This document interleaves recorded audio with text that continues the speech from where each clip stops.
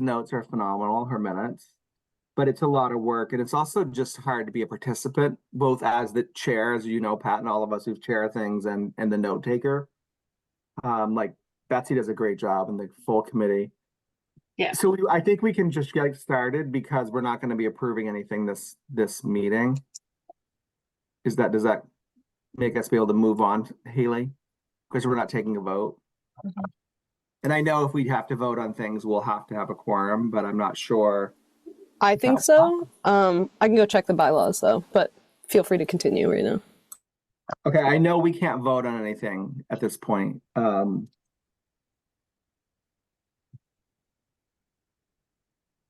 Yeah, because there's technically only There's two. three. There's three of us. That's it that can vote. But we can move on, and people. Chastity will be here in a moment, but we'll move on. So welcome everyone. Why don't we start the meeting of the Program Grants Committee meeting today? And I will start with introductions. So starting with you, Pat. Hi, my name is Pat Kimball. I'm a recovery advocate and chair of the Recovery Council. Welcome. Mary. Hello, I am, excuse me, I'm Mary Coyne. I am the coordinator for the Maine Recovery Council. Liz. Liz Blackwell Moore. My pronouns are she, her, and I'm the director of public health for Cumberland County Public Health Department. Ella. Hi, I'm Ella. I'm a research assistant with the AG's office and not a member of the council. Courtney. Hi, everybody. My name is Courtney Gary Allen. I'm a person with living experience of substance use and the organizing director for MIRAP. Excellent. And my name is Joe Everett, and I'm the president and CEO of the Opportunity Alliance here in South Portland and a member of the council. And with that, I'm going to turn it right over to Mary and to Courtney to start and continue our process. So take it away, folks. Awesome, thank you, Joe. I am going to, give me one second, pull up the PowerPoint that we had begun going through. Well, we have for the past two council meetings been working through. So Ella, Haley, and I worked to adapt it to match our current discussions and the needs of this committee meeting. So we will start. The hope, just to kind of preface things, is to be able to move through sort of the rest of the process questions. So we're going to start with questions related to the letter of intent, and then we'll move on to the actual grant application. And then if there's time for anything else, we'll discuss that as needed. But I'll take it one step at a time. Share this. Haley, would you mind allowing me to share it, please? May I just ask a process question here real quickly? Mm-hmm. I'm happy to do this, happy to keep going. I'm also aware that the council does this thing where we do things and make decisions and then we do them again. And we do them again and we go through the whole thing again. And I'm just worried that with 3 people from this committee of 9, and I know Courtney's here to be a part of the conversation, but and which is 4, which is great, but also because you aren't voting and we don't have a quorum for voting. I'm not trying to say like, let's not do this, but I'm also like, how do we do this in a way that doesn't make us do this and then essentially do it over again in a meeting in which everybody second guesses what this group decided? I don't know. I'm a little bit, I have to say, I got a little worn out at the last meeting where it felt like we went through the same thing over again. And I love this process, but it didn't necessarily, I guess I want to know if the rest of the group felt like it led to us being able to move forward more quickly in the last meeting. Maybe others have a different sort of vibe on did we end with what we needed to move us forward, I guess is my question. And this is of no criticism of Mary and Ella and Courtney's. It's more a, like the general gist of the Maine Recovery Council and how it feels like we don't sort of agree upon what a subgroup set like decides. And so I'm not trying to vent, but I'm just trying to see what does everybody think, and are we going to spend 2 hours doing something that isn't moving us forward, or do you all feel like this will move us forward? And I guess this is just a question for, do we need to make adjustments now so we can actually have this feel like it's moving us forward? So I'm gonna let Pat speak, and then I have thoughts about this. And Mary and I had a really good conversation about this before the meeting. So Pat, go ahead, and then I can kind of weigh in too, Liz, to your concern. So I just wanted to share that, Liz, I hear you, and I at times feel the same way. And then I have to sit back and remember that if we didn't go through this process, how much longer the other process would have taken at the full meeting. And that's what sort of brings me back, because as much as we think we got this going and then we bring it to the full council and then it causes other conversation, but it is, I hear you, I sense your frustration. I often, because I have about an hour ride home after the full board meeting, and I'm in the car like processing the whole thing, like why, this.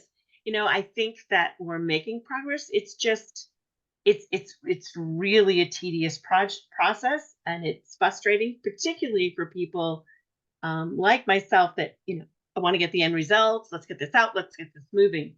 And but we do have 15 people that have a lot of views. And I guess that's why we were asked to serve, was because of it. And because of it, it caused that. But I hear you. I think that because I've talked with Mary today, and I know part of her conversation with Joe, it might, it's a little bit of a twist to the process that might help it a little. But I hear you. I often leave like, oh, dear God, did we get anywhere? But then when I reread the minutes, or sometimes even go back and say, did we say this? And look, we are moving forward. It's just at times tedious. And I hear you. So one of the things that Mary and I talked about before the meeting, and maybe it was more me talking, Liz, and others, is that like I compare this to my organization and the board.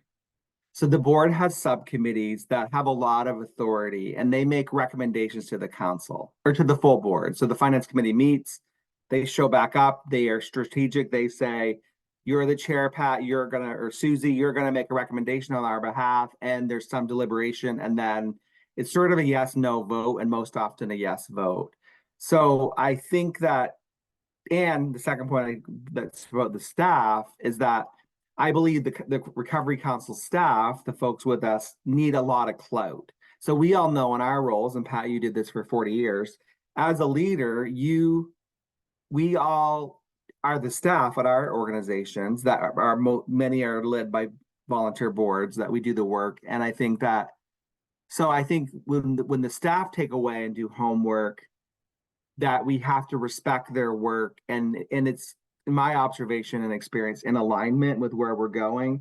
So I don't know how we sort of like cut down the conversation and deliberation, because for me, what I'm finding hard, to back to the minutes, for Chastity and I, is that like the frequency is a lot. So we're meeting every 2 weeks, and it's a big commitment for this committee, and are we actually getting enough movement and traction? So I don't know if we can talk about this around like how can it mimic a board so that the committees show up. And I think in the finance area, the finance committee shows up, Ben knows a lot, things don't get stuck. I think we're charged with the heart of the matter. So it feels like there's a lot of sticking points that my preference would be, and I'm just one person, that we'd be making a recommendation, conversation, and then we've been entrusted to do it. And then move on from there, because I think it's taking a lot of time, and it's also wearing us down. I mean, the frequency, the thoughtfulness of planning the agenda. Like right now, we're planning the agenda because we have the public noticing process. So that's sort of, and I'm not frustrated. I just think that it might be a process improvement opportunity if we could replicate somehow a board model where, and I know we're not the board, but that would give me great joy, and having the staff being able to lay it down, this is what we've done and this is what we're putting forth with the help of this committee. So that's sort of like my aspiration for the council, even after we're gone. So not that it helps today, Liz, but that's kind of where I'm at. Great, thank you all. And Courtney, did you say something or comment? I'm sorry if I missed something. I mean, I deleted it out of the chat, but this is, I don't want to reopen this. That's why I deleted it out of the chat, but this was my concern about why I wasn't in favor of the LOIs coming to this grant committee, because I feel like Liz is correct. Like, the full council is gonna want to see all of that, and then they're gonna redo all of the work, or at least reconsider much of the work that this grant committee does.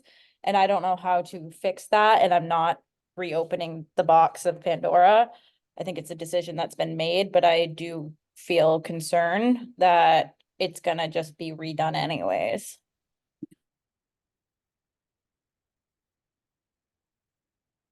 Mhm.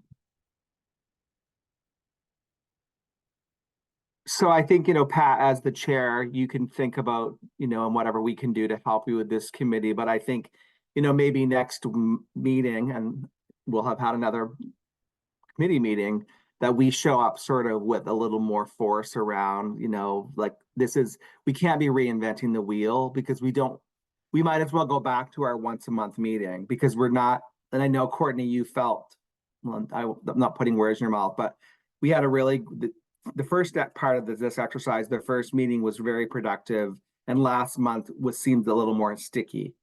So like, how do we keep that great process? How do we not be sticky?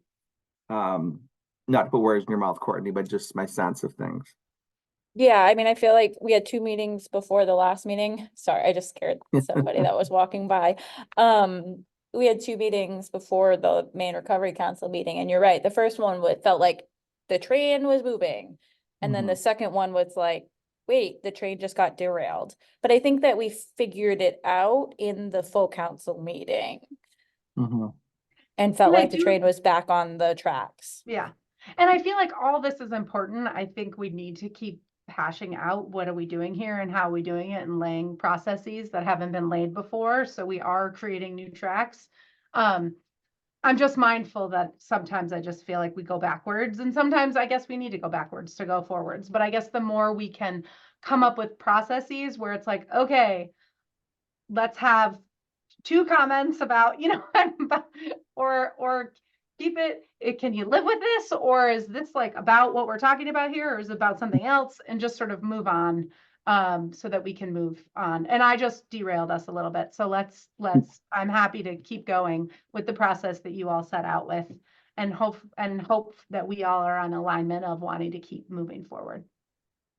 No, you didn't derail. I think this is really important, Liz, and I think we're all thinking this. And I think what maybe I can do a better job with the staff and you all is like sort of being more clear around what's our expectation when we show up. Like, we've vetted this, we're recommending it, like a chair of a board committee does, so that like I'm maybe showing up too much like a council member, and I need to show up with sort of like, and maybe we can build that into the meeting to say, what's our ask at the meeting? So that we are, and Mary, you're doing a good job, and others around doing that, but maybe there might be room to improve there, so that it's not, like, I like what you just said that resonated with me, Liz, about what can you live with and what can't you live with. And one of the things, because again, I know we have to move on quickly. The thing is that I know that other boards I have, and Mary and I can talk about, I have advance notice. So I often get things a week before. And so I have a week to look over things, and I can do that. And if I can send some questions ahead of time to that, so that avoids having that question in meeting, it might be, I'm really unclear about this.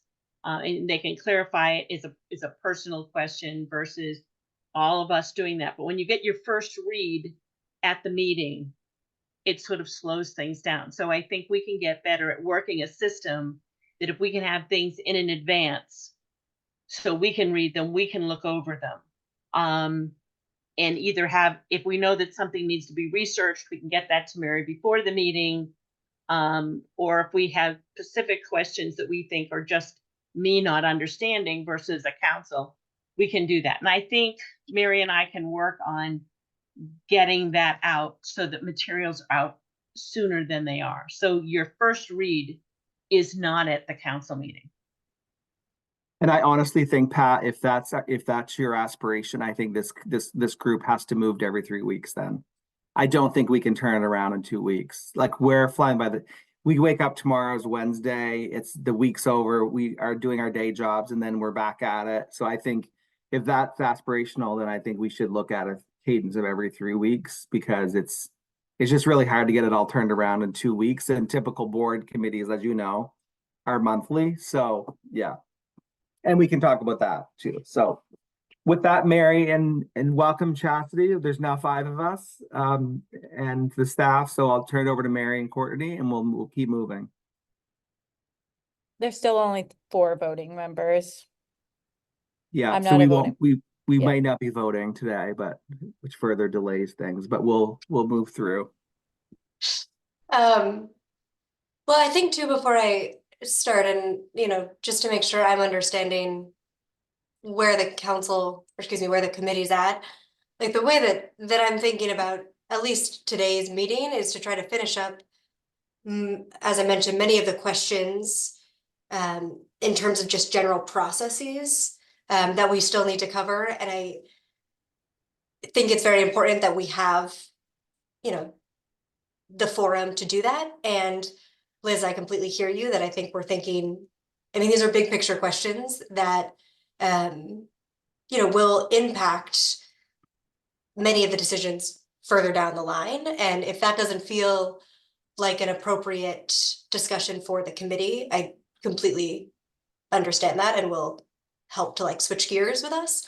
So I want to preface that before we get started, hopefully to help, as we're saying, have a little bit more of a mission-driven discussion and to know what the end goal is of this.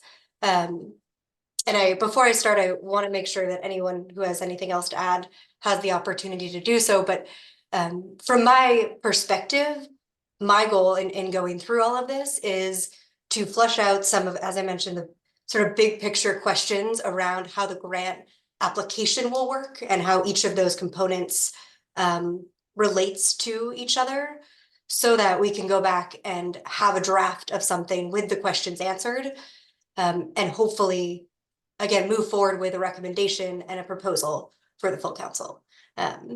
So that those are my goals. But if anyone has different goals, then let me know, and I can also cater, this presentation to better address that. And again, hopefully be a productive use of our time, especially given sort of the limited number of folks we have here.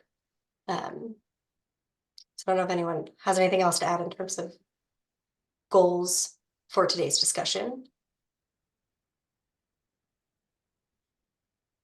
Okay, if not, Yeah. I will go ahead and start. And if it feels like it's getting too macro or too micro, let me know and we can adjust accordingly. All right.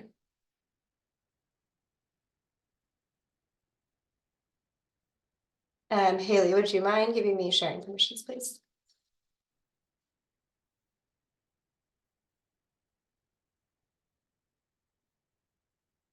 Thank you.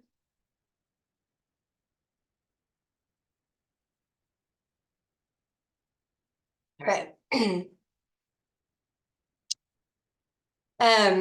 So to start, as I mentioned, I broke this down into discussions and questions around the letter of intent and then the actual grant. So a couple of questions that I have been, considering and ruminating and been top of mind for me are really what the purpose of the letter of intent is and how it supports and contributes to our overall process. I say those questions rhetorically, but just for you all to know where we're coming from in this discussion. So the first question, as we discussed, the grants committee is going to review the letter of intent. Before the committee reviews and receives those letters of intent, wanted to see if it's the will of the council to have a staff member, myself, review those to make sure that questions are answered, documents are received, and applications are complete, as sort of an initial vetting process in our grant application. If the council would not like that, that's fine too, but wanted to bring this up as just an initial discussion. I'd love to say that I think it would be helpful if staff had time and looked at it and just said yes or no. Like, yes, it meets the requirements, or no, it doesn't. We still read them. But we have you vetting them for whether they meet the requirements, or have missing documents. Okay. So the review of them would not be to determine which letters of intent the council reviews, but just to make a note on any that may be missing material. Is that correct? I'm saying I think that would be a way to for us to quickly, so we don't have to be assessing whether they meet the criteria or not, but that we can still read them. So we know what's out there, but I think knowing that they don't meet the criteria would be really helpful. Thank you. I also, sorry, can't really see if people's hands are raised. Oh, So I can see Courtney and then I like that process that Liz just outlined. I wonder, Mary, if you could just, before they get to the committee, if you could just write at the top of each one, yes, meets its criteria, yes, all, yes, no, does not have all stuff in it. Like, just write a staff note at the top for the committee with 2 different criteria. 1, does it have all the materials necessary? 2, does it meet the mediation document? Yes, no. okay.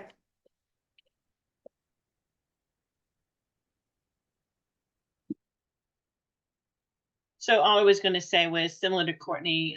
Again, all of the stuff I believe is public information, and it would be great if the staff sorted it by and weeded out those who didn't meet the criteria. I mean, have them available certainly if people want to see them, but again, be able to stack it that way makes sense to me.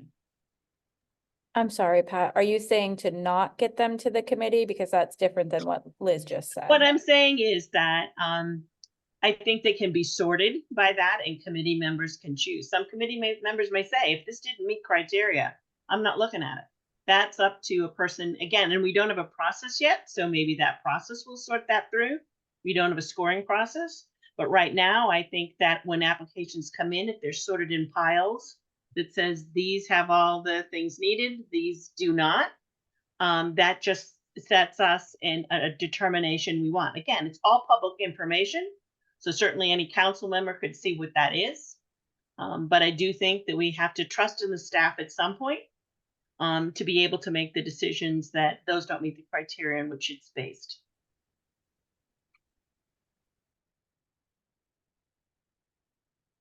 Great. So what I'm hearing is that the council does want the staff, myself, to vet the applications, note whether or not they're complete, and then pass them along for the committee to do with what they will, but not to deny any applications that may be missing material. Does that sound correct? I was just going to ask the council, when you guys say staff, do you mean Mary? Are you saying we shouldn't put a Well, I knew we were talking about hiring an additional person at one point, so I didn't know if you guys had dreams of a team where Mary had a partner or... dreams? I can't really answer that question other than Mary is technically our only staff. If Mary looks for input from the staff at the Attorney General's office, I don't see any harm in that, particularly those that are part of the project. So again, the ultimate responsibility will lie on Mary at this point because there is an additional staff. But if she wants help and assistance with that, I don't have a problem with that. Sounds good. So I'm comfortable with 2 words, that, the application. I think that's Mhm. clear. Yep, So everything that's said is the vetting process, and I like the word staff, because yes, Mary, you can work with your colleagues, but I think vetting is I'm definitely supportive of the staff vetting applications. all right. Any more comments on this question? Great. Um, so for the letter of intent, and I know we haven't gotten to the content of it yet, but wanted to see what the committee was hoping in terms of the timeline for how long those submissions would be open. You know, something to consider, as we've talked about, the letter of intent currently is a binding part of the application process. So if folks do not submit the letter of intent, as I understand it, they will not be eligible to apply to the grant. So with that in mind, would like to hear what folks are thinking for that window of time in which the letter of intent will be open for submissions.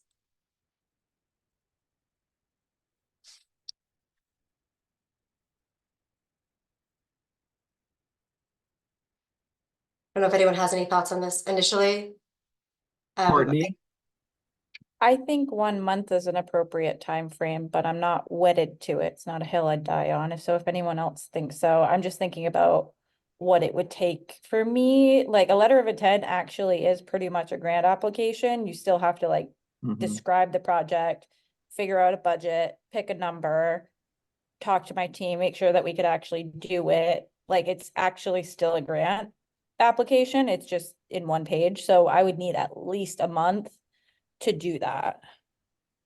And I have the same reaction, Courtney. I think 1 month would be my thought too. I was thinking a month also. I agree. Great.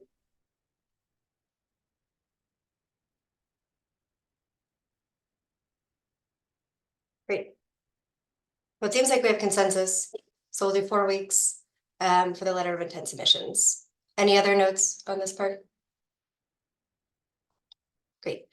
I'm also curious what the council would like to do with organizations that may want to submit more than one letter of intent. This is a bit of a 2-part question.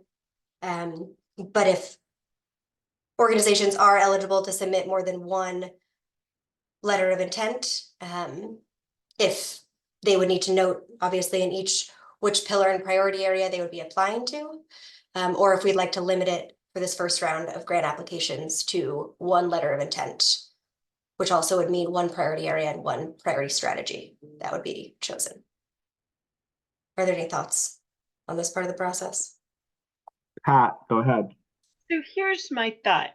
I can tell you one time when we didn't do it, we actually had an organization who's an excellent grant writer that almost got all the money within one large organization. And I would hate to see that happen. So there's a part of me that doesn't want to limit it. I think that organizations, do multiple things. You could be involved with recovery. You can be, many of the peer recovery centers are attached to organizations, larger organizations. So I'd like to see maybe that organizations could apply under multiple pillars. But I also don't want to see one organization getting all the money. And I don't know how you put a stop to that.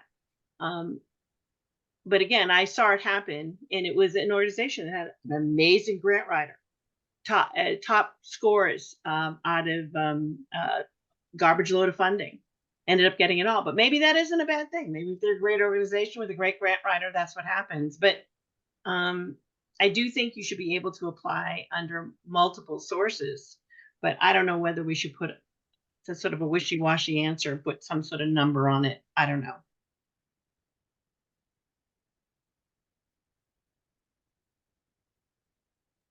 Courtney, I'm on the same track as you, Pat. I think that when you raised that and you said maybe that's not a bad thing, I think that that's a terrible thing. I think grant processes are already very about who has power. and who has access to good grant writers. And that makes me nervous because like folks who use drugs and or who are in recovery don't have access to good grant writers usually.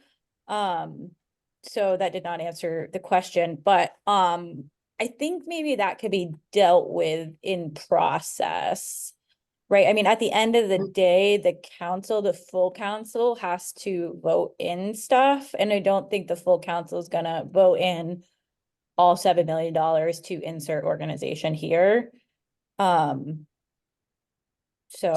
I think where I would be is limit it to an organization can apply one time under each pillar.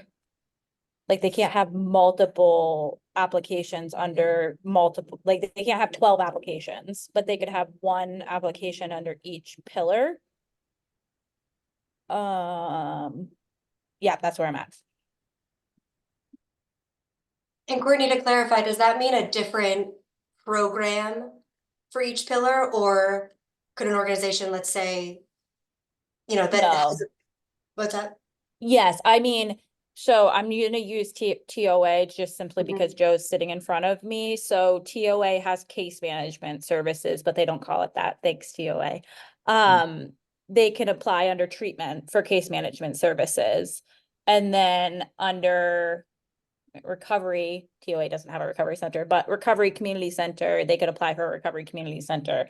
And then harm reduction, they could apply for Narcan distribution, et cetera, but they can't apply for case management under each of the pillars and try to like game the system that Okay. way. A different program under each pillar. Yeah, there we go. See, I'm wondering more of it. Breaking it up by pillar that way, there's going to be some places that could be really limiting, and maybe say per strategy. Okay. So the one thing I'm thinking is that for the LOI, does it really matter? Courtney, and I don't want to put words in your mouth, but like when it gets to an invitation to an application process, can't the council do something like this is like kind of LOIs are explorative and like people are going to submit their ideas. Is there a way, is that going to make too much work for us if we left this a little more flexible and then invited people to submit a full application? I'm gonna be arguing later that we don't even need an application, just as a preview to my laters. So, Okay, Pat. I'm not going to go there yet. So my thing is with the letter of intent, it may be just my understanding that the letter intent was to say which pillar you were going to apply under.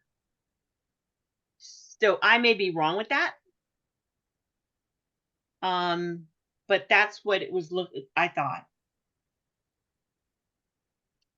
I guess I would say to just take what I'm hearing here. Can an organization submit more than one LOI? Yes.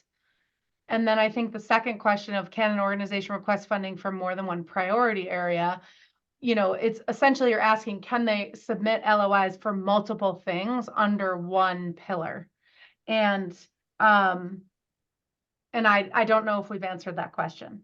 If the group has answered that question. I sort of go with Joe where and Courtney that I think there are ways we can do point system, in our points and in the process of reading applications, which I will definitely be going I think we do need an application process. We need to know how people are going to measure their outcomes. We need to know where who's going to be doing the work. Like those are kinds of things that happen in the application, not in the LOI. Like who are the people that are going to be doing it? But anyway, I think that stuff could be in a points situation where like you have more points for folks who are doing the work that are people with lived experience who are doing the work or who are informing the work, or where it's harder for like say a place like I'm just thinking Maine Health is a place that has a lot of grant writers and has a lot of work they do across the state in multiple areas.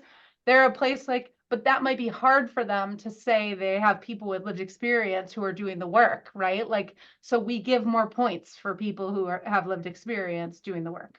So I think there's ways to make up for it in the review process that we haven't gotten to yet, but will be important for ensuring that small organizations get some of the funding as well. And Courtney, to your point about kind of using TOA as an example, and Liz, you were like in the throes of this at TOA. Like, remember the public health when there were the 4 pillars? Like, I think we applied for all 4 because it was Maine Youth Action Network, it was substance use, there were the Fund for Healthy Maine got turned on its head. So, like, and we were doing the work. So I think that's what makes it difficult. But Liz, do you have thoughts from the county and how you guys have done? Well, we just did it as an open. We let Right. people just apply for whatever they wanted to do, and as many applications as we didn't put numbers to it. So, but we haven't gotten them back yet. They're due tomorrow or next week. So we'll see what we get for, and then we're just building in our points system ways to, you know, so but it's a challenge. It will be a challenge. But I like that. I like that idea. Courtney. Let's do it that way. Yeah. I like So can we Liz's way. say yes and then keep going? Mhm. Knowing that we have that to do as it's on our agenda. We may not get there today with the scoring, but Yes. That makes sense to me. And just to clarify, but we are limiting it so that you can't apply in multiple priority areas with this, using the same program. Correct. Okay, just to up your chances of potentially getting funding. Sense. So in regards to the submission, so we're saying we'll have them open for 1 month. Once those are submitted, does the committee want to review them on a rolling basis? This is worded as receive, and I guess I'm extending it to both receive and review. And when those are submitted, we're still working through the actual mechanism through which those will be, the platform that we'll use. It looks to me from what the sort of playing with Qualtrics that I've done, that would be a really great use of that resource. And we already pay for it. I think it would help us sort through things very easily.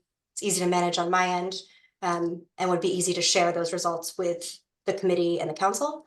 So I wanted to have that second question of just what was the easiest way for folks to receive those, and also how they want it to be received.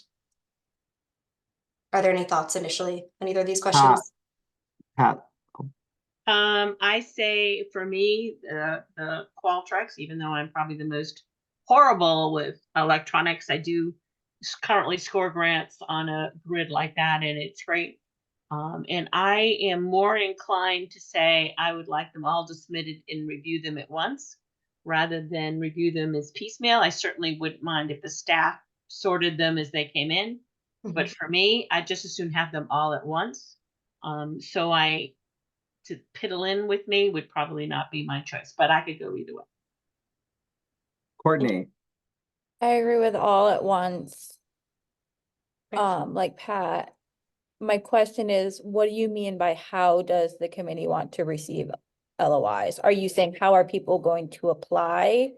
Or are you saying how are we literally going to receive them from you? How you're literally going to receive them from me. Okay, so the Mhm. Qualtrics system won't work like that. You don't want to give us all access to Qualtrics. That would be a data nightmare. If we're receiving them through Qualtrics from people, you'd want to like print off a report of them, if that makes sense. Yes, I Liz, believe it does. Having not done it, it might not make sense in the moment, but yes, that makes sense. Liz, do you agree with me? Yeah, I Okay. do. And I think there are various softwares to use for receiving these kinds of applications that then we can all look at. And I know it's like more work on your end to do it, but I do think, thinking about asking United Ways. I mean, we use Neighborly software for all of our applications that come in through for ARPA. And it's a really great software. You do have to set it up, but once it's set up, it's pretty easy. And I think we're going to be doing this for the next 18 years. It feels like it might be worth doing. And if it takes too long to set it up right now, we could do a first round without it, but it does feel like having a software, because like the Neighborly software, people can submit their LOIs, they can submit their applications, we can review them, we get assigned things to review. And then afterwards, everybody can submit documents there, like they can submit invoicing through it, they can submit their data reports quarterly or yearly or whatever you give them. And it's an entire software platform that's going to be essentially taking care of all this stuff that you would have to be doing manually, which would be very, very difficult. So I could put you in touch with the woman here who runs our Neighborly software, but also like, I know Pat, you're on United Way and in that area, like whatever software they use, I'm sure others are familiar with it, other kinds. I just know that one and it works really well, but I'm sure there are plenty. Okay, thank you. I don't think that's one that I've heard of, so I will look into that. So I totally agree all at once to myself, and I love what Liz, the suggestion that Liz just made. Great. Anything else on this?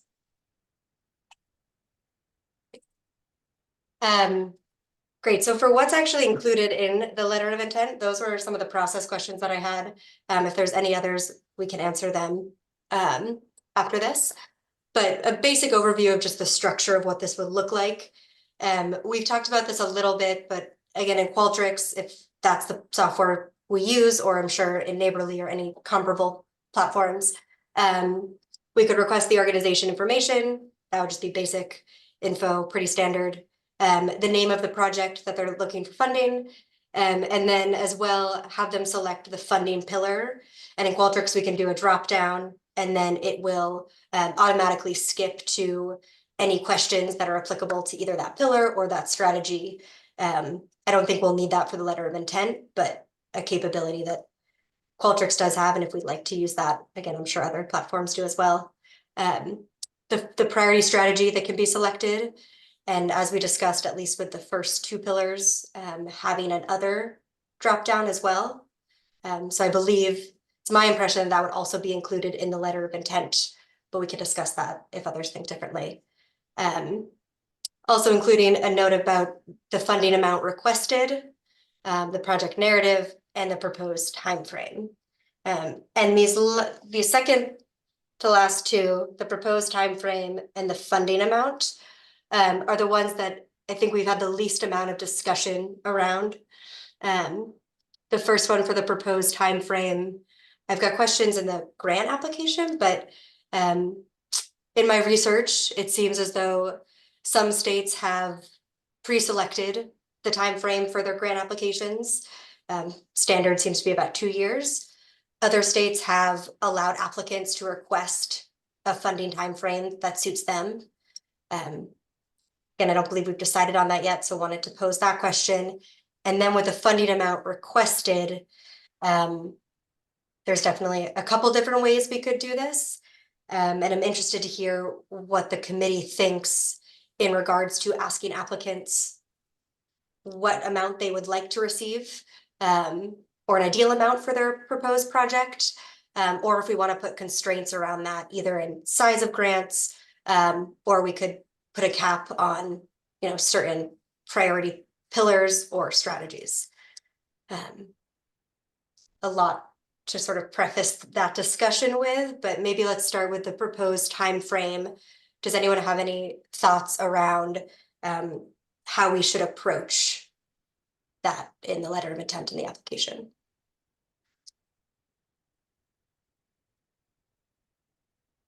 Courtney posed a question to Liz. What's the county do? It's funny, I'm now trying to remember what we did.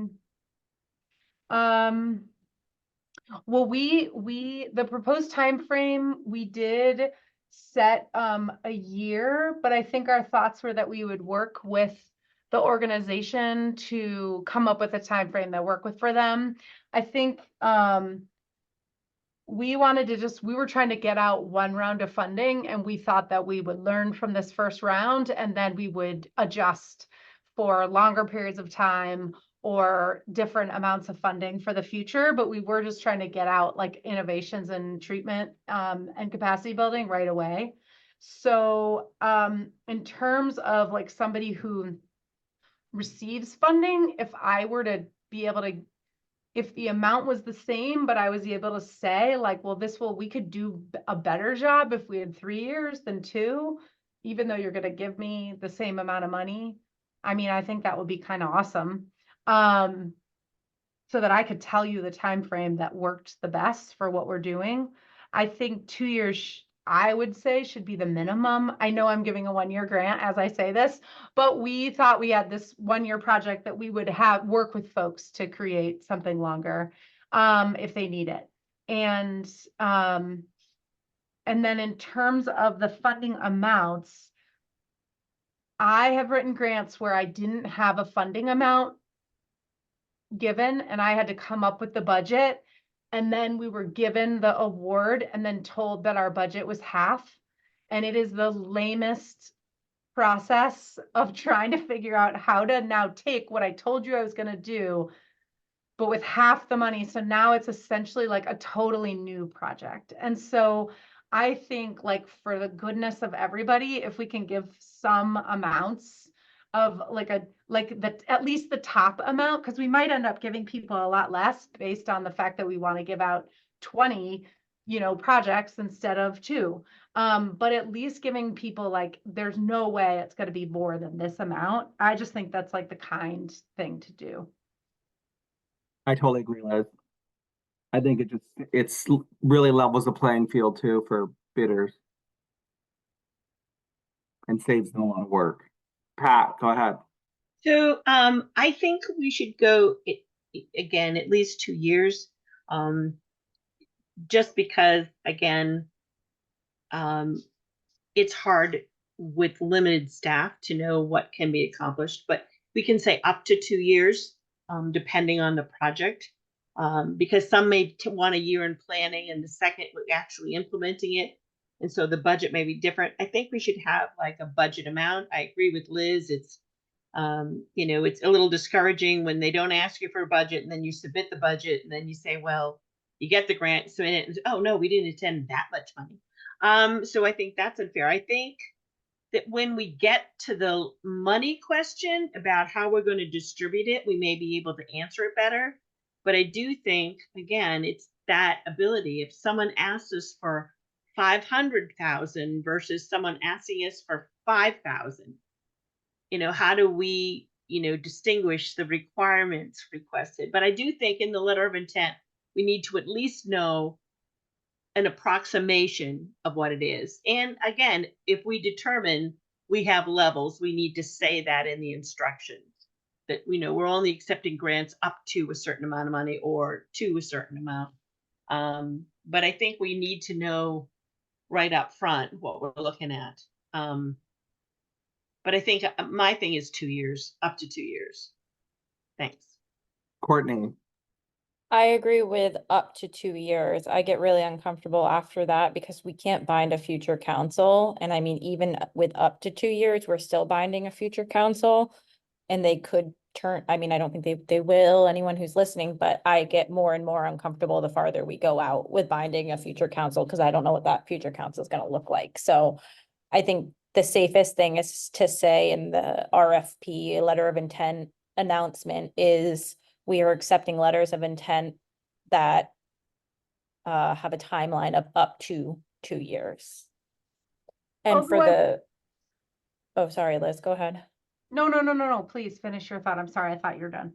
I was just gonna, I'm just like throwing some glue on the wall to see if it will stick. I think it should be no more than 500,000.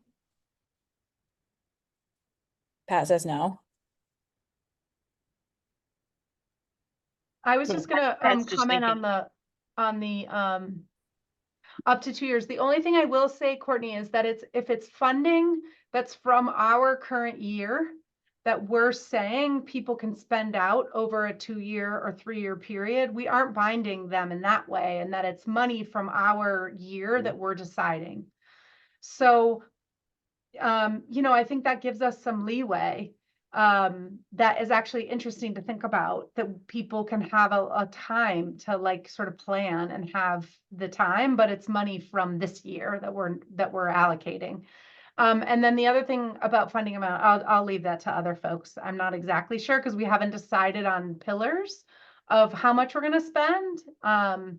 So there may be places where, like in the treatment line, we may allow for larger amounts because treatment is so, if somebody's going to do something, it's going to require a larger amount, whereas perhaps in the recovery that we maybe want to give out smaller ones so that more people are getting access to them.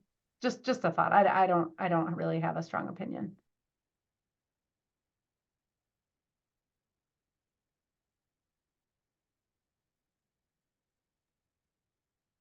Any So other do we have, we need Mary? Yes and no. I do believe I've got a good sense of the first couple bullet points. In terms of the funding amount requested,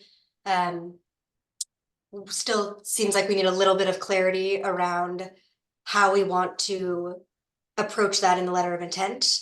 I've got a couple questions about that for the grant application. So I'm comfortable leaving it a little bit TBD right now. But something that's been important to me as I think through this is, again, understanding really what the purpose is of the letter of intent. And again, it's to understand what types of programs are looking for funding. But beyond that does this also play a role in helping the council determine how the funding will be allocated by pillar? And I don't know exactly how that will work, but I just wanted to throw that out there as potentially a way that this could support the work that we're doing. Yeah, Courtney. Mary, I just wanted to tell you that I dropped some things in the chat for you for organizational information. These are things that I've been asked before during a letter of intent phase: is organization name, mission, executive director contact information, and then also project manager, which is a little different. I mean, it's like who would actually be overseeing this project and their contact information. Okay, great, thank you. Anything else on this? The only other thing I'll say is project narrative 200-word limit seems really small to me.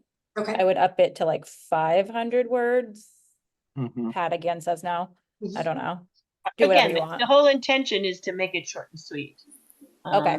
I mean, but 200 words is short. I could go with 5. It's just, again, you want it so that we have enough information to say that it meets the criteria for the application.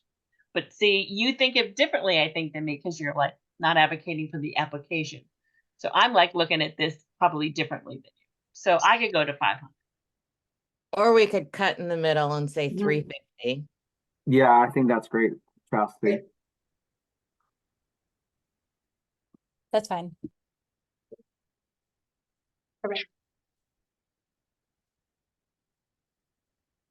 All right, so here, those are the process questions and the content questions that I had right now around the letter of intent. Moving on to the grant application. Similar to what we discussed with the LOI, how long would the committee like the grant application to be open to receive submissions?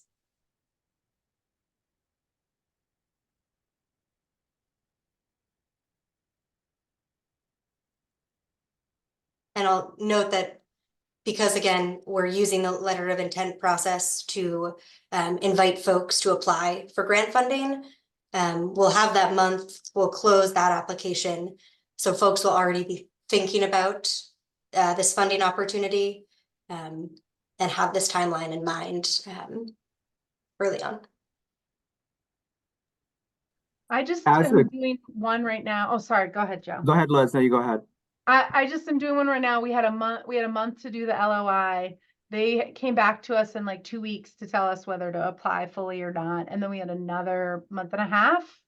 And it was like such a dreamy, was great. It was great. Like that felt really great. So I would say like 2 months is a really nice timeline to give people to really like do the work and come up with a plan and engage their partners in what it is they want to do. Less than that, you're just like scrambling, and too long, no one needs that long because you're just like putting it off then. I So agree. between 1 and 2 months would be my thoughts. Okay. Courtney, I agree with Liz. I think one month is enough. I just simply, if we go past 1 month, I just want to simply raise to the committee that you're kicking out any future funding allocations to winter. Pat, Yeah, it's sort of my same way that I love Liz's analogy, and I think it's great. My problem is I always have to look at staffing and what we have. And so 2 months probably with staffing would be great. But then I worry a little bit about the time frame of going out 2 more months in getting the money out. So I mean, I certainly wouldn't oppose 2 months. I'd be inclined to go more of a month. But again, my concern is always about staffing. What can we literally physically do and do it well? So I think this might be my time to just kind of elaborate on what I was saying around the application process, because I do hear you all. I do think it is a very important process. But what I was trying to say was, I think the LOIs could be used as a way to narrow down the funding projects to the ones that we are actually going to fund. And therefore, the application is more of a fleshing out of the project, and then they get their funding. And I'm simply saying this because I continue to worry that we've been here for almost 2 years and it's just taking a long time. So I'm not trying to like avert the process, but I'm just trying to speed the process up a little bit. So that's what I'm saying. I'm not saying like throw out the application process. I just don't think you need two narrowing processes. Like LOI, if you get through the LOI stage, then you're being funded. And now you need to flesh out your project and get a final approval, is what I was trying to say. Liz, then Pat.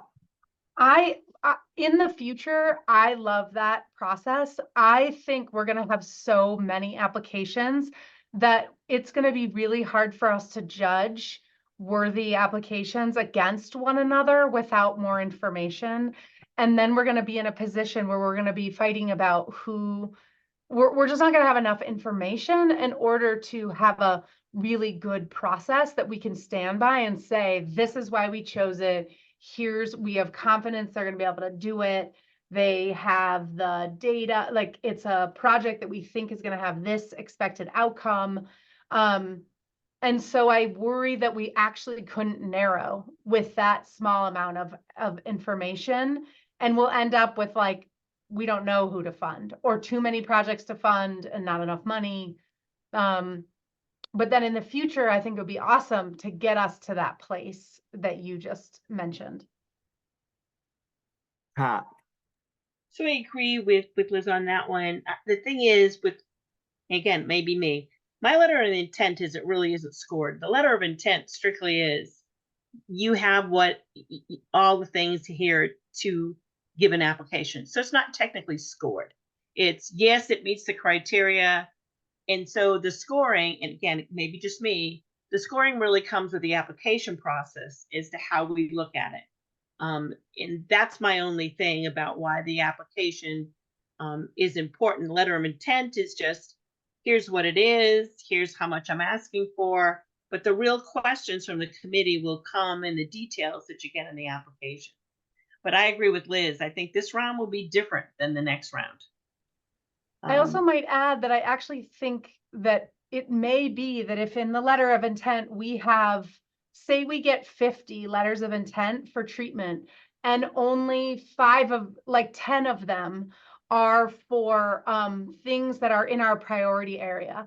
We might say we're only going to invite those who are in the priority area to actually do a full grant application process, because we don't want to put those other 40 through the rigmarole of writing a full application when we know we can only fund this many and those already all hit our priority area. I think for me, that was the point of the LOI, was to sort of gauge where are we in our priority area things that people are going to choose or other category.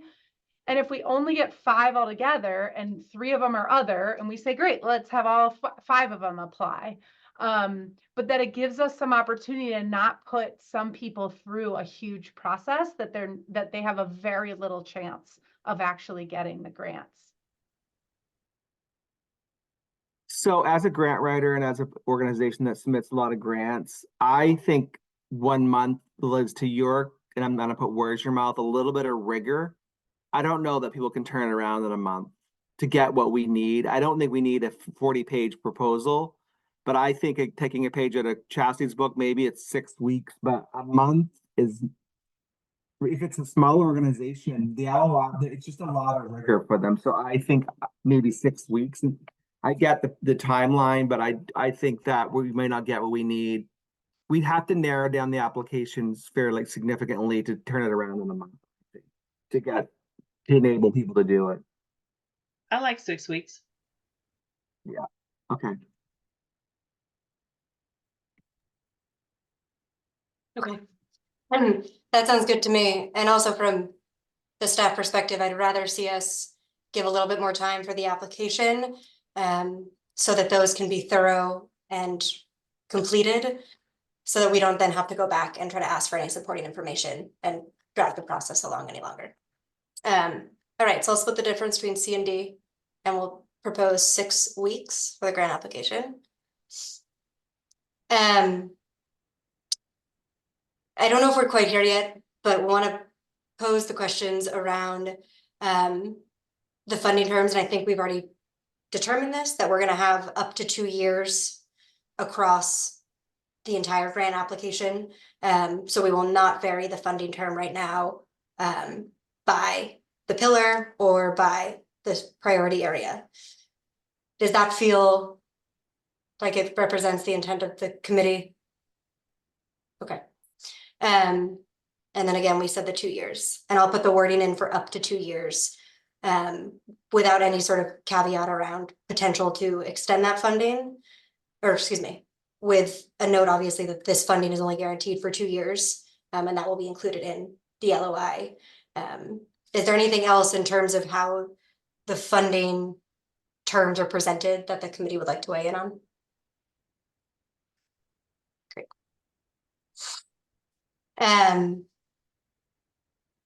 In terms of how much funding we're giving out, and this may be a little bit of chicken and egg and putting the cart before the horse, but I think it's important that we at least start to think about and maybe have a discussion around how we want to determine how the funding is allocated by pillar. Specifically, if the letter of intent is going to serve as a tool to help us determine how we want to allocate the funding, that's something that would be helpful to know ahead of time.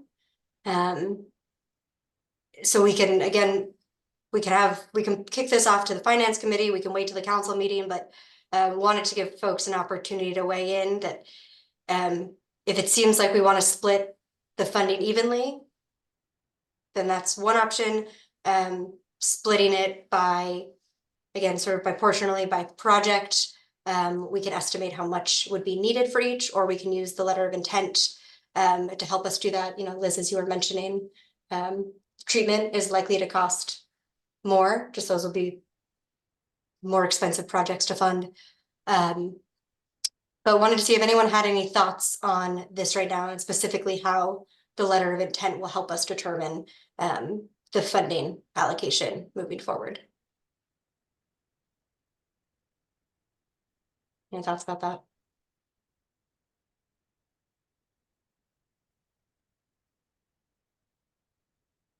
Is there any discussion that folks want to have right now around the funding allocation?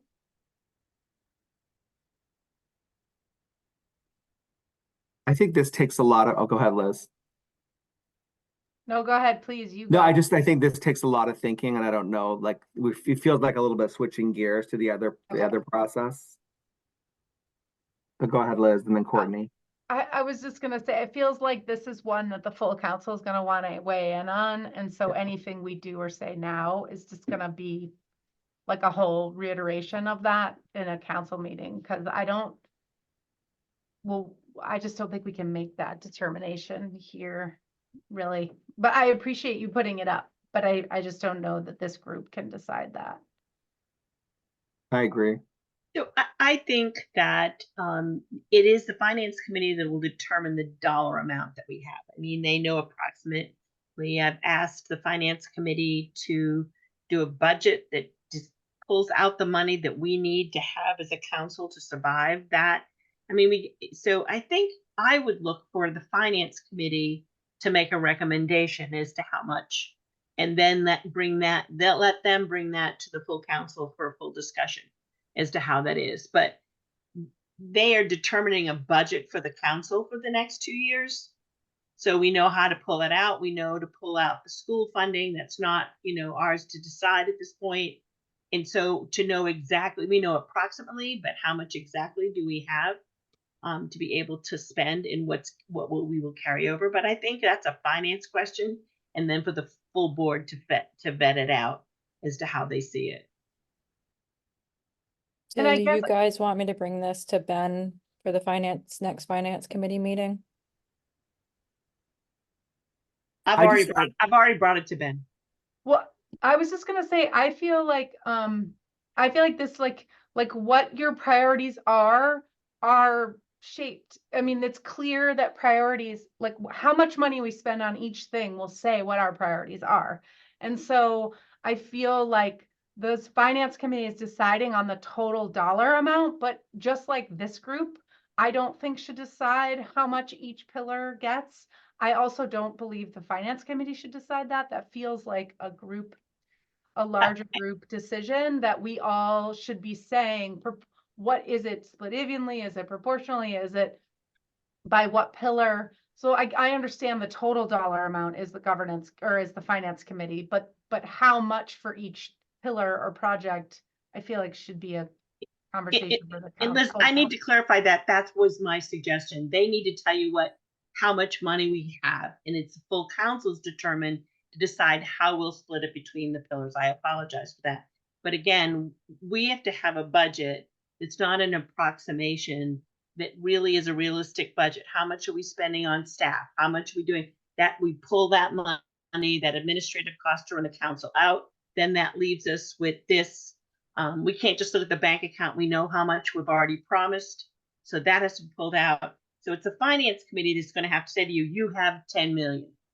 And then let the board decide, the full council determine that. I apologize for my not being clear.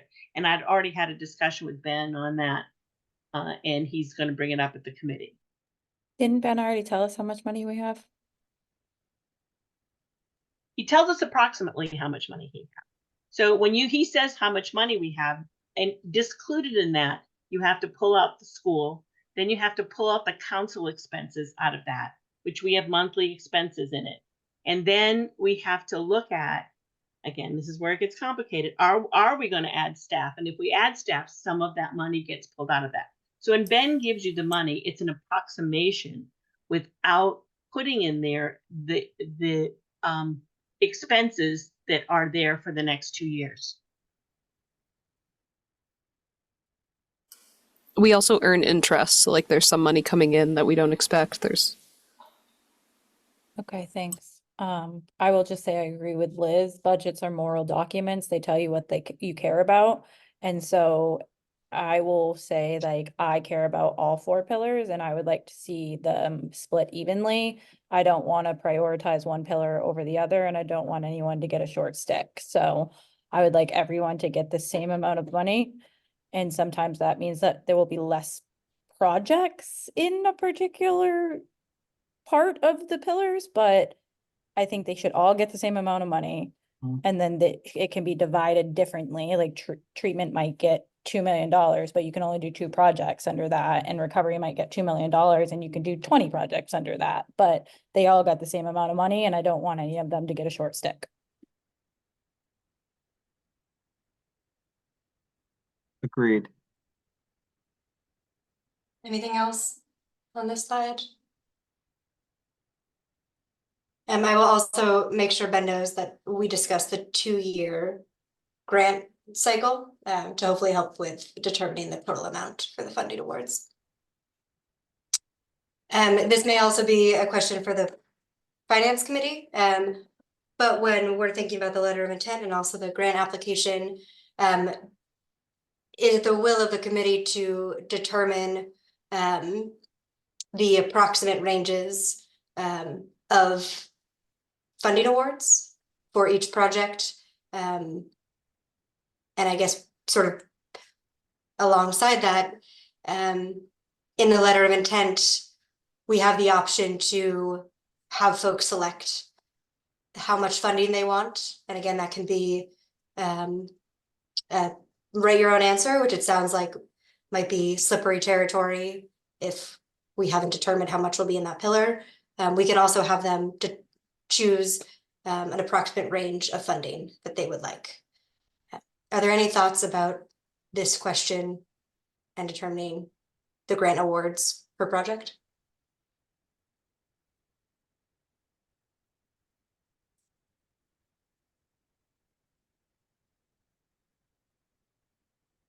Okay, should this conversation also go to the Finance Committee for review?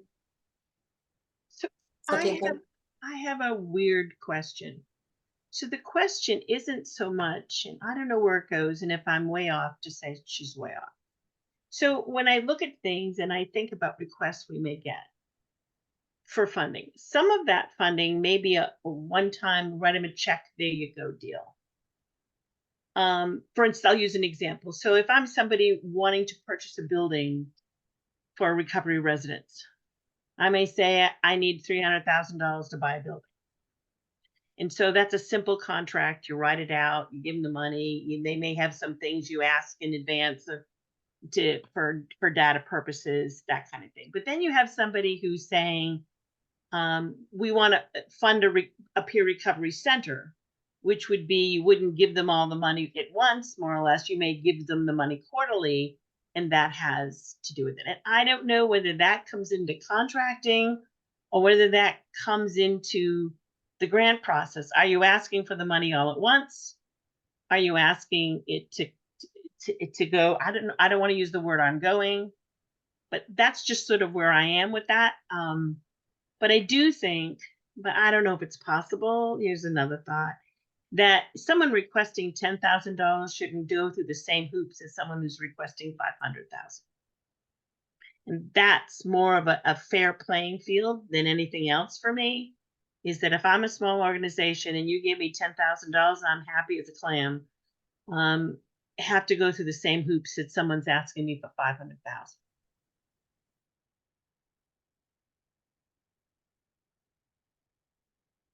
Haven't we taken a stab at these numbers in the earlier days?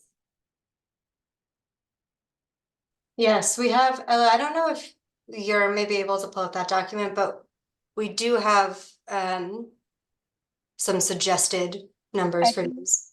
I can Go look ahead, at it right Courtney. now and then let you guys know. I was just gonna say, I wonder if maybe this is too far in the weeds and this is a decision that needs to be made when the application, like after the LOI process.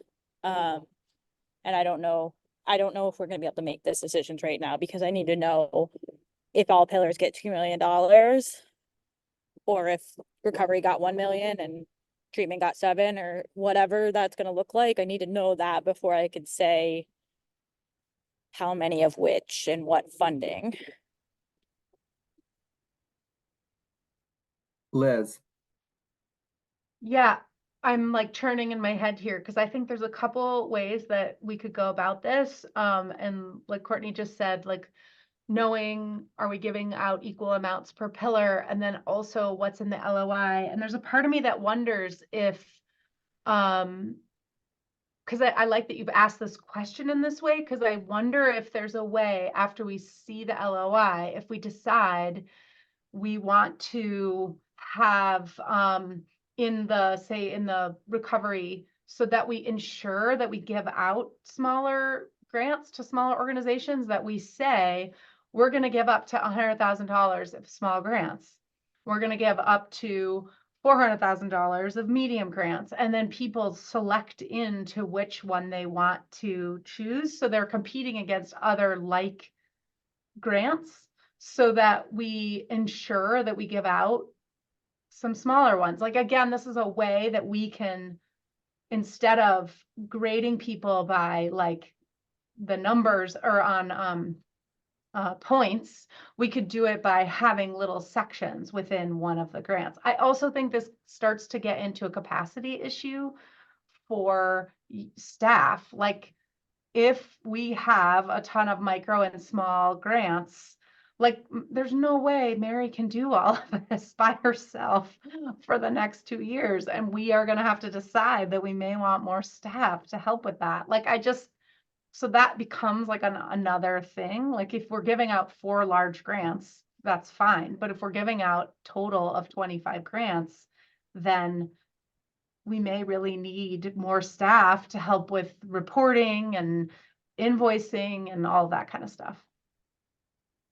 So you just opened another can of worms for me, and I think it's a good one that needs to be uncovered, but it does like uncover a whole other thing that maybe it's a question that happens after we've decided the pillars and we've seen some of the LOIs. I don't know. Yeah, that makes sense. And Li just popped those numbers in the chat, and I think they are good parameters. And I do think it's in the weeds. And maybe Liz, I'm can I, oops, sorry, Joe. Go ahead. No. Follow up, because when you mentioned that, what's in the LOI will have an impact on this. Part of me bringing this up is to help us determine exactly what sort of funding questions we want in the LOI. So I'm curious if you can elaborate a little bit more on what sort of information can we request in the LOI that would help determine how we allocate, the size of these grants and also potentially the number of each of these grants. Yeah, I mean, maybe that is a way to do it if we decide on a cap that we would give for any one grant. Like, I know Courtney earlier said 500,000. So say we just let's just pretend we said 500,000 is the most that we would give for a grant. What if in the LOI, I mean, I'm just throwing this out since you just brought it up, like if you have this version of these guidelines and people say, in my LOI, I'm writing a grant that's going to be a small one or a medium or a large one. And people tell us ahead of time which one they are thinking they would apply for, and then put a funding amount to it so that they know I think we would have to have buy-in from the full council that we want to give out grants in this way, that it's not 1 or 2 larger grants, but that we're willing to give out smaller ones so that people applied in that way.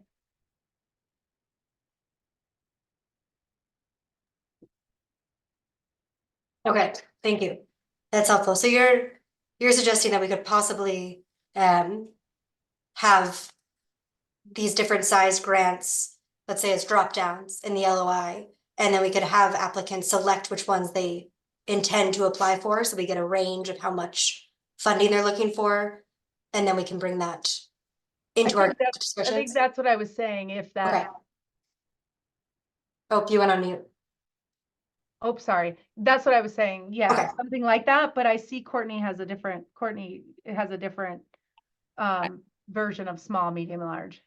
Sorry, I just changed it already from what I put in there because you have micro on here too. So Yeah, I think micro is under 25,000. yeah, agree. Small is 25,000 and 1, 2.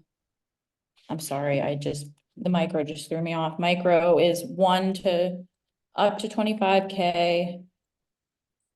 Small is 25K to 150. Medium. We can also take out micro if that feels better for the committee. Just want to throw that out there. I actually Okay. like micro, if there's I like capacity micro. for it. Micro under 25K, small 25 to 150, medium 151 to 499, and then large above 500. I say go to 1 million because you're gonna cut out some of treatment. If someone wanted to open a detox center, Oh, I was just saying large is 500 plus. I mean, you could Okay. go to 10 million in the large category. Yeah. I don't think anyone should apply for $10 million, but it's not an ending one.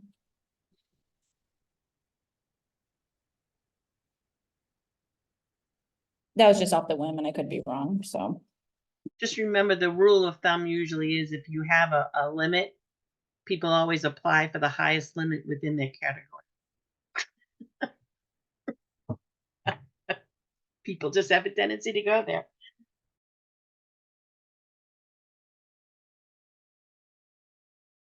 Any other thoughts on the size of the grants?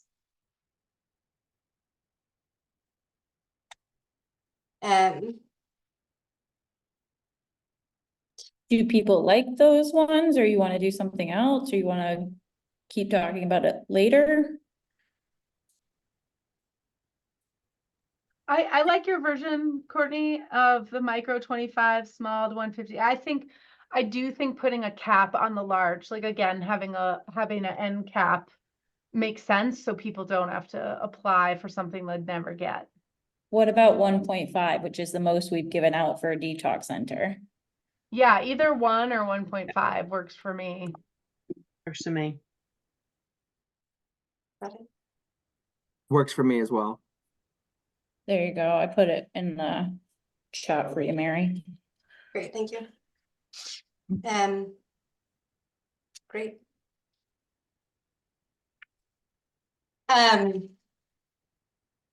This is another process question. So once the grant applications are received, we have that 6 weeks for folks to submit them.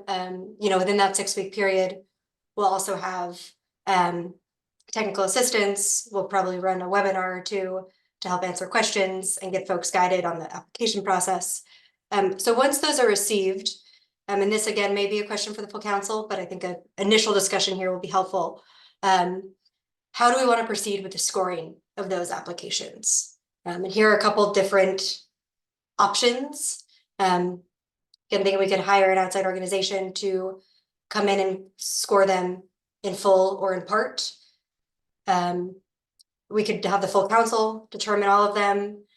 The grant committee could review them first. It sounds like that may not be how we want to evaluate them. Sounds to me like we might want to kick that off to the full council. We also potentially could have the option of establishing new committees to review applications based on whatever criteria it is that we select, based on pillar, based on strategy, based on size of grant. And also, again, the number of grants that we receive would help us determine this. So my hope is that the letter of intent will provide more information and context so we can set up a scoring process that feels suitable to both the council members and staff.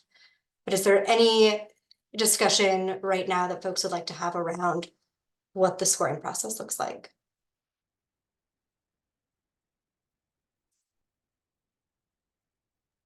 Well, I think to Liz's opening remarks, it might be just double effort if the program committee, if we select that option and then it just goes to the full council for just another process. So I think it's hard to get around not the full council not being reviewing the applications.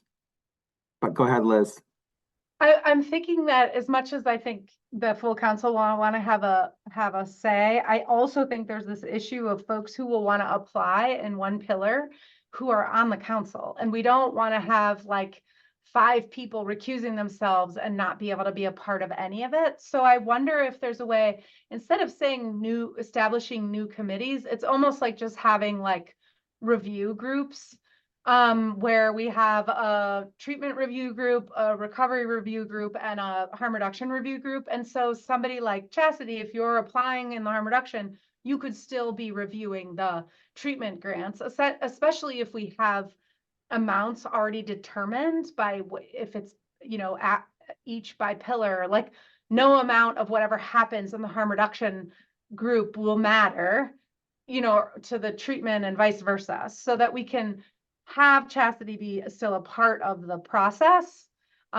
because she may have to recuse herself. And Joe, you're in the same position, and perhaps Courtney is. And so I think there's so many of us in that position that having groups, but everybody on the council finds a group to be in, so they're all a part of it. And then in the end, 3/5 vote for the full council on whatever's created. In the end, we have to do anyway. Great. Courtney. I like Liz's idea, and I'm just like playing this idea out. I don't know how wedded I am to it, but just want to throw it on the table. If all of us have all of these conflicts, which I think we do, would it make sense to hire MEHAF to do this?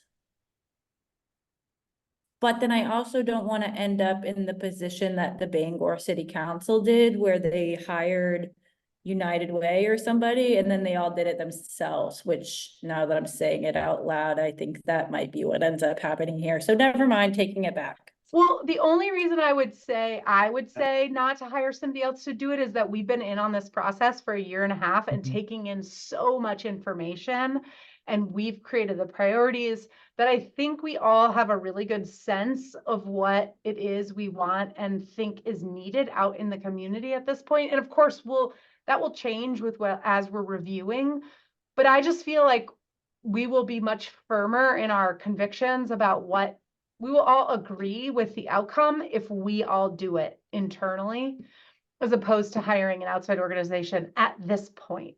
Like I void my previous comment. I talked myself out of it. Yeah. Disregard. Okay, I'm agreeing. So I'm agreeing with your disregard of your comment. So can I throw a wrench in that? It may be to our best interest that we hire somebody to guide us in that process.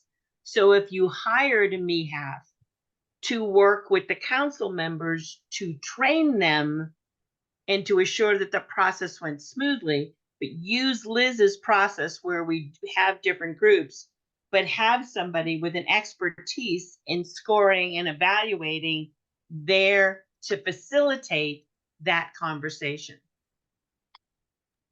I like that idea too, and I love MEHAF. I think they are the kindest, most thoughtful, caring grantors that I have ever experienced in this work. I wonder, just like building on that, Pat, I wonder if they could lend a system as well as part of the hiring contract. Like they have a grant management system. I don't know. Now, again, I'm like saying it out loud. I don't know if it makes sense to just buy our own, but I MEHAF is well respected in the area. We early on had conversations, at least Ben did, with Community Foundation. But I don't see any reason why, and I'm more than willing to do it with Mary if this committee thinks it's worth its while, to have a conversation with MEHAF, to tell them what we're looking at doing, which is sort of Liz's idea about having our members split up into groups and looking at them and scoring, and ask them if they're at all interested in guiding us through this process. Yeah. Can I just add one quick thing about that, though? I just will say that I know we aren't part of the state, and we're not part of, like, as somebody who works in a municipality, I have come to understand the value in putting out proposals this is something that lots of organizations could do. And so I'm mindful that, like, just asking one organization, has its fallback. And like, I think we could put out a proposal to ask for organizations. I know this, again, like, makes this process longer each time you do it, and that's why government processes take so long. But if there's money attached to this, it does feel like you may want to ask we put out a proposal, we give it 2 weeks, that's our standard amount. And allow people to send a proposal for what they may want to provide and could provide and the funding amount for it. So it could be 2 weeks from now. We won't even have this whole process figured out yet by the time you get proposals about this, if you could do that in that time frame. But it could be Maine Community Foundation, it could be, you know, John T. Gorman, there just are others, and I just wouldn't want to peg one. Correct. And in fairness to United Way, and I will disclose, I serve on their board. The city of Bangor totally ditched what they paid for. It was really a travesty. United Way did a wonderful job, but I think the mistake they made was no one from the council served in the scoring process. So United Way took all of the applications, they scored them all and then gave it to them, and they were never part of the process. And their grant application was horrible, which led for difficult score. But anyways, if Liz, if other people in the committee think it's worthwhile, we can do that. We can send out a letter. I just meant for what you were suggesting, Pat, Yeah, like that's what like I meant, having yeah. somebody teach us and help us with the scoring. Like I think Yeah. help us come up with what are the requirements for scoring too, like so that we get a good process. Sorry, Courtney, you had your hand up. It's okay. I'm gonna throw one more wrench in. I am a little bit, I like the idea of splitting up into groups, and I do think that there's gonna be some conflicts on this council. Here's my concern that I'm just throwing into the air. I believe Chastity and me, primarily Chastity, to be the harm reduction. Sorry, I'm in the state house. Like me and Chastity are harm reduction experts. Liz is a prevention expert. If I end up on the prevention group with 3 other people that don't know prevention, I'm a little concerned that no one in the room knows prevention. Does that make sense? Like, or if like folks who don't understand harm reduction end up on the harm reduction, I don't know if I'm making sense. So Courtney, what the United Way does for that is, for instance, if they were scoring the treatment portion of it, the substance use disorder portion of it, my expertise is in substance use disorders, but often I can't score those grants because I have a conflict of interest. But I can sit in and answer their questions. I can't score them, my score doesn't count, but what I can do is when someone says, well, why would somebody do this? I can say, well, this means blah, blah, blah, or whatever. So you can. Okay, that helps. That helps. Like Chastity could be in the room during the harm reduction, or Dr. T or me during the harm reduction conversations to help elaborate on what. Yeah, so if I'm someone thing means. Like, I didn't really understand the smoking supply thing. I thought, what does that mean? So I was able to ask questions, get information, and then I can better serve as answering that yes or no. So I think those are things we can have within the rules so that can happen. Because again, I think you're right. You have an expertise and you want to be able to score it, but at the same time, the outside world can see that as a conflict. And we know in Maine, there's enough conflicts to go around. Okay, the only other thing I'll say is about sending out a letter. I'm in agreement about that. Do we need approval from the full council to do that? Because it's about money and hiring a consultant, so I guess we would be at least kicking it out until the May conversation. Sorry, Pat. Why can't, and I'm not trying to break any rules, so why can't as a committee we send out a letter? I don't know, I'm thinking in my head, why can't we make that determination as a grants committee to ask for if there's an interest in the community in doing an educational session or helping us with that? I'm not spending any money yet because I'm not signing any pieces of paper. I don't know, maybe Haley or Brendan could answer that question. Let me ask Brendan. Yeah, Pat, if you could take that as a takeaway, and I think that would be so simple and easy if we could do that. Because I think Um, this committee agrees that that would be good. Let me ask Brendan. Okay, perfect. And if nothing else, worse comes worse, I can call an executive committee of the officers and have them approve of it and send it out. And I can do that within 2 or 3 weeks rather than wait for the full board. Perfect. Yeah, and it may be that the SUD funders group, that group of philanthropists would be willing to have this conversation about who could do this. I mean, Maine Community Foundation and MEHAF, not United Way isn't on that group, but there are others, you know.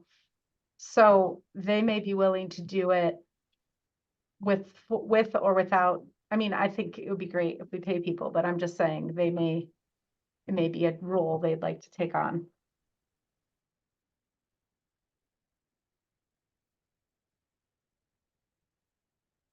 Yeah, let me ask Brendan and I'll get back to everybody.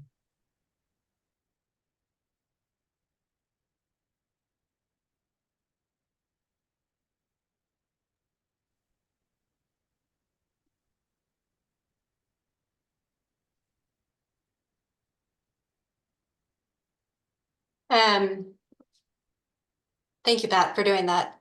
I'm trying to think if this next slide and question is going to be productive for us. So I'm gonna think out loud a little bit. So with all of this being said, and again, we're thinking pretty big picture right now around the grant application. We've discussed, and we discussed at the last council meeting, using the grant application that Ella and I have created as sort of our base model and a skeleton for how we're going to adapt the application to best fit the needs of each pillar, strategy, whatever it may be. So I'm curious if the committee feels it's appropriate to weigh in right now around how you all envision that application being adapted. And if we think, and this again, I know we've talked about the 5 different applications. We have our 4 pillars and then the other innovation. So I want to make sure that that is still the line of thinking. If we do want to vary the application at all based on the priority strategy, or it sounds like the funding amount based on the size of the grant. For larger grants, we may have more questions or more robust questions. And for smaller grants, they might be a bit simpler. So I'm curious if we can just discuss what the committee's intent is around adapting the application, so that I can go and create a draft for hopefully the next time we meet. Yes, Pat. As much as possible, one grant with drop downs. So if we had no requirements for larger funding, we could say, you know, stop here. If you're only requesting 5,000, go on. But as much as possible, if we could have one application. Okay, 100% agree. One application. So one application One link, application. let's say, and then the drop downs would segue you to the appropriate questions from there. Is that correct? I mean, I would even be in camp of why do we need different questions? I need somebody to help me understand that before I even go any farther. So here's an example for me. If somebody was asking for $1 million, I want to know more information financially from them. I want to know, did they have an audit? I may even ask a copy of their last audit.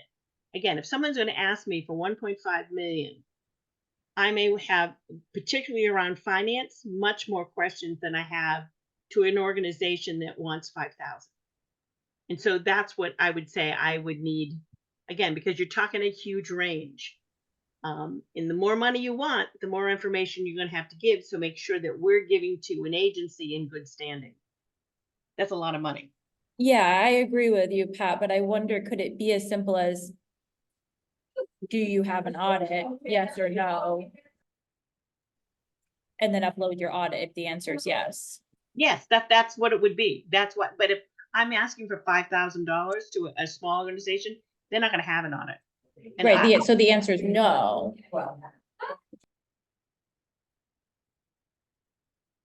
Pat, so is your thought that we have a base application and then, let's say for anyone applying for the large grant, you would have to complete the base application and then also an additional set of 5 budget questions for the application to be considered complete. Does that feel that could work, yeah. okay?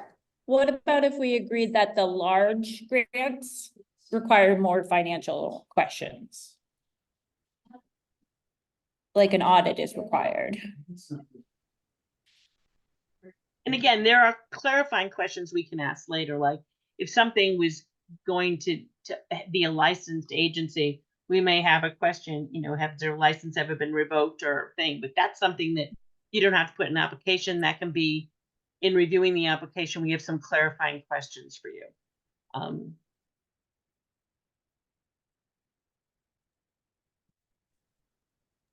So like looking to Liz or to others, Joe probably, what are typical questions you get asked in an application? Yes, it is. I mean, I have my experiences, but just curious. Well, I could tell you about the one we put in our RFP. I mean, and this was for a smaller amount. It was only for 80,000, but we put in applicant organization description. So we asked, like, tell us about the organization and your history with doing this work. Or do you have a fiscal agent for those who didn't have or who aren't one? Proposed projects. So we wanted to know, like, what are the objectives? What's the population? How are you going to sustain the project afterwards? Tell us about the design. And then a work plan, a staffing plan, and a budget. So in the proposed project, we asked, you know, like, how are you going to measure the outcomes? So I think having outcomes, you know, like, how do you know it's going to work? I mean, we probably have more in here than I think we probably needed, but it was our first time doing this one, so we wanted to get all the information. So we might do a simpler one next time. And we So I wanted to think know which deliverable or which thing in the MOU qualifies. I would say, generally speaking, Courtney, that like state procurement, the applications have been streamlined. So they're not as burdensome as they used to be. So I think less is more. I think that in the state, like 10 years ago, the proposal got lost in the proposal. Because it was like all of these letters of support and all the things that Patch just outlined and all the things Liz outlined, and we're interested in the project. You know, so we like, is your agency in good standing? Yes or no? Like, and if not, to explain why. Do you have a lawsuit? But I don't even know if we care. You know, like it's so I hope we can keep it as simple for applicants as possible and focus on what Liz just outlined because that's at the heart of the matter. But go ahead, Courtney. I agree, and I think it's almost the letter of intent plus more information about project and outcomes as well as financial questions. And I remain true to thinking that it can be one application. But I do think And you the- want to know about the organization, who's running the organization. I mean, I know that was important to have people with lived experience, like, so giving people the option of being able to tell that story, because we may decide we want to give it to that organization over another one that isn't as connected to people with lived experience or people who've been most impacted. Yeah, I think a nice agency overview, which again can be 500 words, like Yeah, maybe, sure. is really informative. And an agency, the group has to think really hard how they want to use their 500 words. But for reviewers, it's so nice to have a succinct overview. And Joe, for that, would your vision be to have a set of questions around organization name, entity type, all that, and then also a 500 word organization or agency overview? Or would you Yep. like all those questions just answered within those 500 words. I just sometimes think if you're using a platform like Liz's suggester or groups, Mhm. it's just sometimes it's easier to have them their own their own, Okay. not all, together. So like, you know what I'm saying? So sort of just if Mhm. it's an electronic process and then the box, here's your 500 words to describe your agency. So as simple as possible, but as clear as possible for reviewers. Okay. That makes sense. And that agency and organization information is included in the skeleton, but I will add the overview for folks to give a bit of more background of how and why they came to be. And I would like us to, or my hope for us is we can lean toward more what Liz just outlined and foundations than state and definitely not federal procurement. Federal grants, as we Absolutely all not. know, is a beast. And you like Maine, we never win because we don't have the population and it's like thousands of hours of work. So simple. Yeah, no, I think there's a way to just say, what's the description of your organization and tell us a history of how you've met community needs related to this issue. And then tell us about your project. What's your goal of the project? What's the population that you're focused on? You know, how is it gonna do the thing you say it's gonna do? How are you gonna measure it? You know, have you thought about, I think I would like there to be a question about, have you thought about how to advance like equity and equitable impacts? Like what is your, if there are certain populations within your area that are more impacted than others, what are you doing to address that?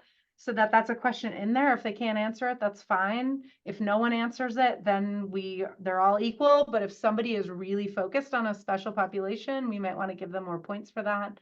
And then how are you going to staff it and what's your budget? Yep.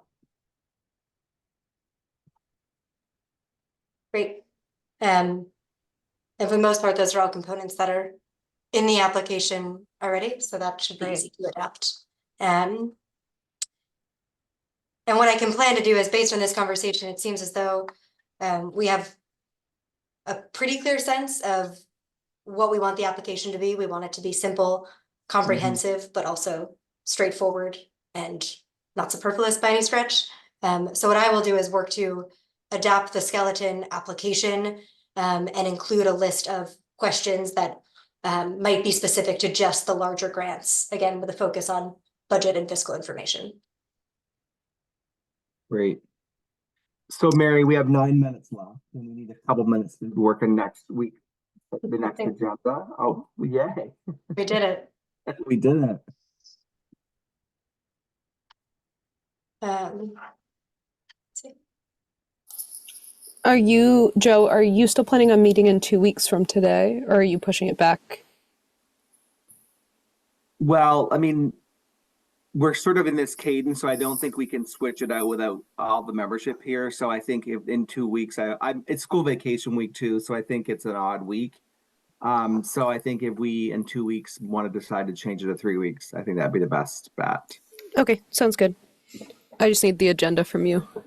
So can I just sort of, Mary, run this down and we can kind of co-create this in our head? Let me see. I've been writing as we've been talking. So we'll review previous minutes and then where are we at with the application process and scoring, evaluation, Mary and others, and funding priorities?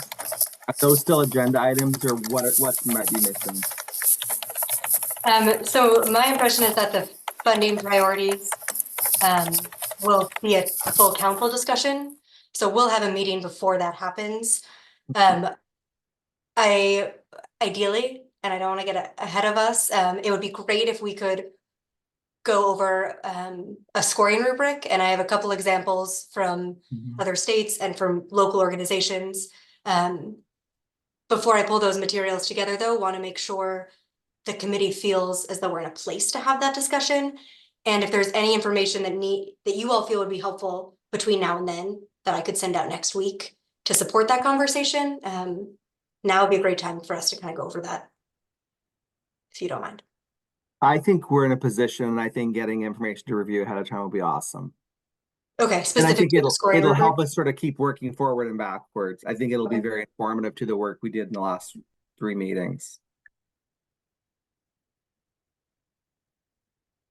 And will that basically be the agenda for next time then? So priorities is at the council meeting. And it Mhm. would be nice, and I can build, I think at some point this group, I'd like us to have time to sort of talk about, models, like evidence-based work. I mean, we throw that around, and it is like when people like the membership on this group has a lot of experience, and sometimes and I know the MOU says we're going to do this and that, and sometimes there's just not evidence. So I would love for this group to sort of like mull that or over, and I have other ideas. I just am a little bit fried today. So, but I think that won't be next time, but it'd be great. Then we can move into that conversation that I think will further investments that we make in having these conversations. So no funding model. We won't probably need to talk about contracts, right, Mary, at this meeting next week, or Brendan would be the one to speak to that. My guess is we could probably punt any of that to the full council meeting. He's off this week, so there's not going to be a ton of updates coming up. And we'll wait to the full council meeting. so next week is mostly, I'll just put application process and primarily focused on the evaluation process. And if we don't have to meet for 2 hours, as much as we adore each other, I'm sure we'd be okay with that. Great. So what I'll plan to do is send out an example rubric and provide input, please, but an example rubric so that we all have a similar understanding going into this discussion around what the categories or areas are that we're looking to evaluate.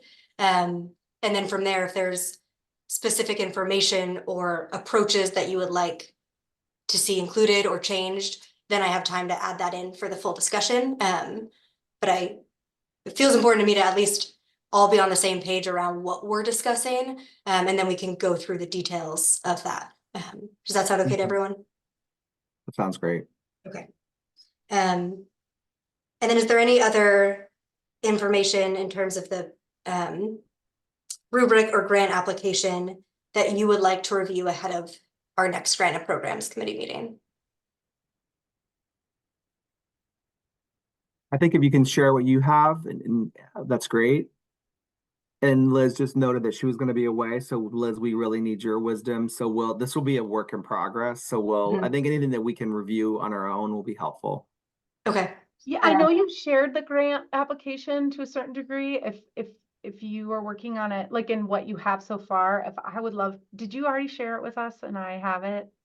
We did send it out a couple months ago, but what I will do is now that we've made some more decisions, I feel like we could create a draft for, let's say, treatment, and what that could look like. So to give an example, and then also what I can do is list out, again, those sort of additional questions that would pertain just to specific size grants or maybe even priority areas.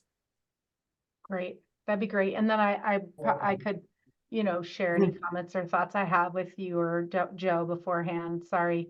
I coach ultimate frisbee and Tuesdays are game days. And it's only Well, 6 go weeks have long. fun. Yeah. And so I will have to miss that one. Sorry, high school, ultimate, sorry. No, it's great. I'm just wondering, are we allowed to is Mary put what she has in a Google document and us provide comment on the Google document? Is that allowed? Haley? Haley's saying yes. I mean, I'm not a lawyer, but I would assume that, is she allowed to just share a doc with you guys on Google Docs? That's what you're asking? Yeah, I so think the we issue could was around provide. putting comments. That's definitely a Brendan, because I think we've done this. Yeah, before, putting comments right? would be a Brendan issue. Oh. This is why this council can't get any work done. I know, but I feel like this is Exactly. what happened last time is I got in trouble when I shared the survey and we had comments going around. I didn't get in trouble, but Brendan was like, this should be a meeting, not a anything that could like lead to the council making a decision, even if it's not a decision in and of itself, should be public. But Haley, I can This is my send, reaction to that. I can send a For link to public. everybody with a copy I'm of publicly reacting. their own, right? And then they can, Everyone Do can have a comment. copy, yeah, and then Oh, bring yeah. comments back to the committee that they've already like have ready to go because they've had a chance to review it. great, so I'll just aggregate all of those and we'll have one spreadsheet. Yes. So you'll get that, where you're at with the application you guys out to us. That'll be great. Yep, I can send that out by early next week. Yep. Yep, and my hope is that with reviewing that too, that will benefit the scoring discussion because those need to align for many reasons. Great. All right. Well, good job, everyone. We got through Thank some you, Joe. not a lot of Thank you. ambivalence. We actually moved through. We did. So Yeah, go thank team. you. Courtney, we're back on track. We just had one. Thank you. Okay, y'all. thanks everyone. Thanks so much. Bye-bye. I